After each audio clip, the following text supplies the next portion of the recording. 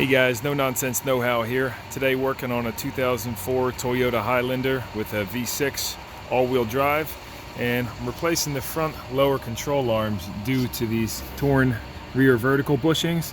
However, if you're watching this video, you might have already realized this is a pretty tough job because one of the bolts is on both sides, both the driver and the passenger side. One of these bolts is completely blocked by the motor mount.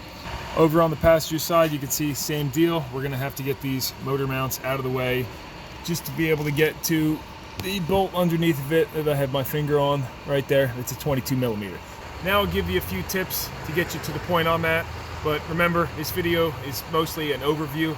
Okay, so obviously working on a car lift makes this job a little bit easier, but if you're in the driveway, make sure to safely get your vehicle jacked up, chock the wheels, all that good stuff as you please. And then come underneath, and you can start by removing these plastic caps from right here and right here with a screwdriver, and then remove 17mm nut, 17mm nut, and one more right there. And then you have 17mm bolt. You zip that one out, and then these two nuts. You always take the bolt out first on these. Moving on up, you're gonna have a 19mm nut on top of here, and then on the vertical bolt, this is going to have a loose nut on the top that's 19mm and a 19mm on that bolt. Then a 22mm bolt on this one and two 17mm that you can get with a long extension on this motor mount behind here, because we're going to have to jack this engine up a good amount. If you've gotten all those off, you've gotten all the easy bolts. And over on the driver's side, it's literally the exact same thing. Just make sure to spray some rust penetrant right here after you get this nut off, because sometimes this stud can get seized in these blocks. So spray that down, and really spray all the bolts down before you begin is a good idea. Now we can quite simply put a large block of wood under the engine, jack it up, and slide the mount out, right? Well, not so much. If you have a two-wheel drive or front-wheel drive model, you probably can do that. But being this is a all-wheel drive, I actually jacked it up a little bit, and then I found this rear drive shaft housing is hitting the rack and pinion. So I'm actually getting ready to wrap my day up right now because I'm getting ready to head out of here. Tomorrow's I'm going to finish this, but I think what I'm going to end up doing is removing this 12mm bolts on the sway bar on both sides, these two as well, with a deep 12mm socket, and then that'll give me access to slide the 19mm bolts out of the steering rack. And then I'll have more than 2 fingers clearance in here, because you need to be able to, when you're jacking the engine up or dropping the subframe, these two are going to contact each other and you're not going to have enough room. Once I have that off, I'm thinking I'll support the bottom of the engine on both sides with jacks, and then loosen all of the subframe bolts to drop down the subframe, all 4 corner bolts and these 14 mils, and then we'll drop it down.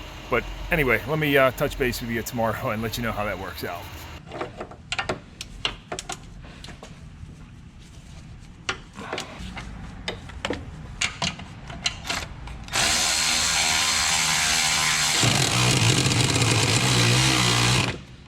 Come on.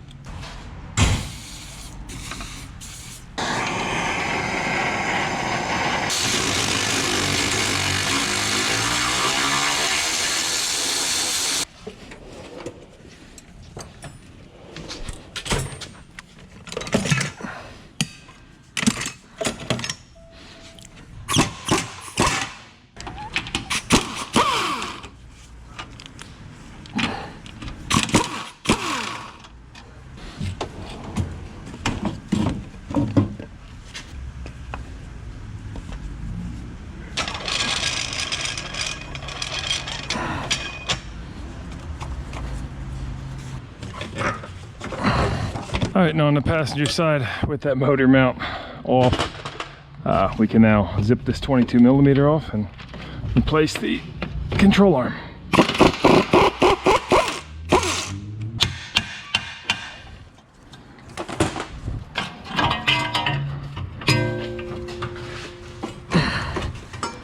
All right, so now we got to just grab our new one, make sure to take this spacer off and swap it over.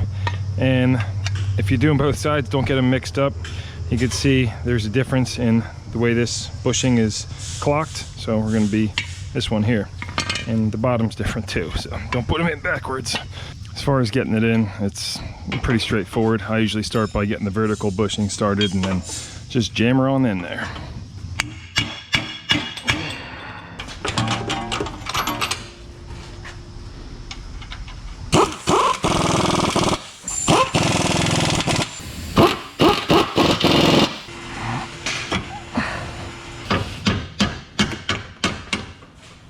All right, with that side all tight, ready to toss the mount in and move over to the other side. Okay, hopefully that GoPro footage came out okay. I'm getting ready to go into warp speed and get this thing put together because I have a couple other tickets on my hook. But let me just give a recap and talk about a few things before I leave you hanging. I don't believe you had to loosen the subframe bolts. I loosened all 4 of those in that bracket, but realistically, they still had this bracket under here connected and they didn't come off of the main body at all, so that was probably a useless step. I did make a mistake and forget to remove the 14mm from this front motor mount underneath this cap, and when I was jacking this side up, the passenger side, that wasn't a problem. I was still able to slip and slide this mount, no problem. But when I went to jack up the driver's side, I realized, wow, I totally forgot a bolt, and so upon taking that out, I have it jacked up and now have plenty of clearance to slip that mount out and get the other bolt.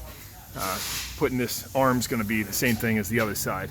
When you're putting these back on, I did find it easiest to get your vertical bolt started first and then get the 2 22mm head bolts in there and then pry it down and get this started. Always tighten these nuts first and then thread in the bolt so you don't cross thread that. Going back over here, I was wondering after, I forgot that front motor mount to mention that before.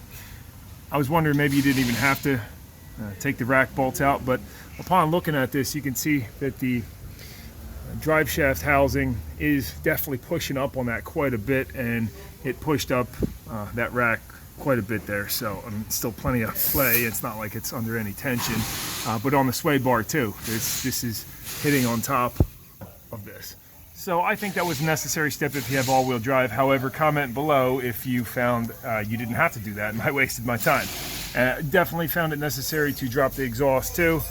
Could you do this without dropping the exhaust? Yeah, maybe, but you don't want to risk cracking the pipe, and that was definitely hitting up on the body here. So otherwise, everything is self-explanatory putting this back together. I think I gave you the gist of the information.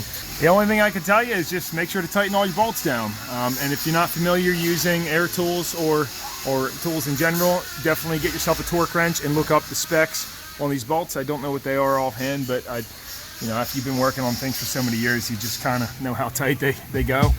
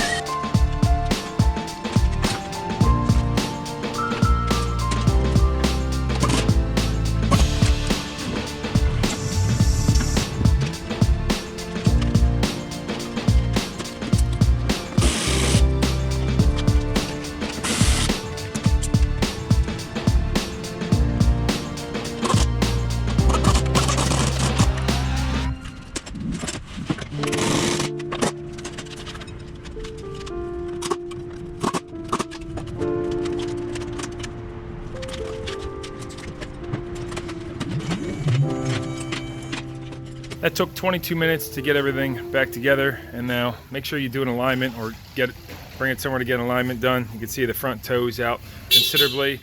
Anytime you mess with the suspension, you want to at least get the alignment checked.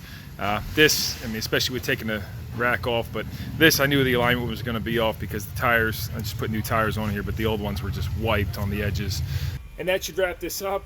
Hopefully you got something out of it. I know I didn't show you every nut and bolt putting it back together. Again, this was just kind of an overview, and sometimes people get annoyed when I'm like, that's how you take it apart, and I'll see it.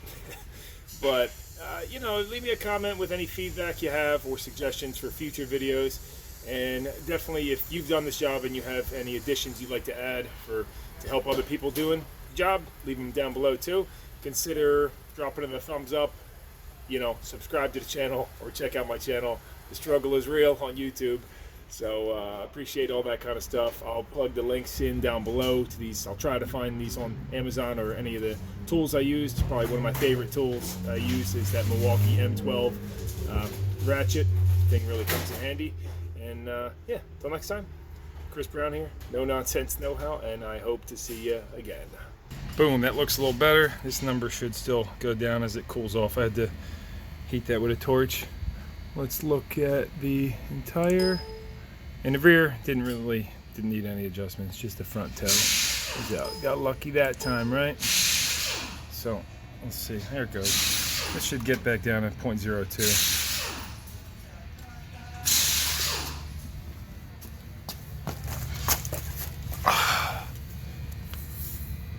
As soon as this cools off, and I'll spray some lube on that too so it don't rust. Wipe a little grease on there. Oh yeah, she's still hot. Let's see what's at now.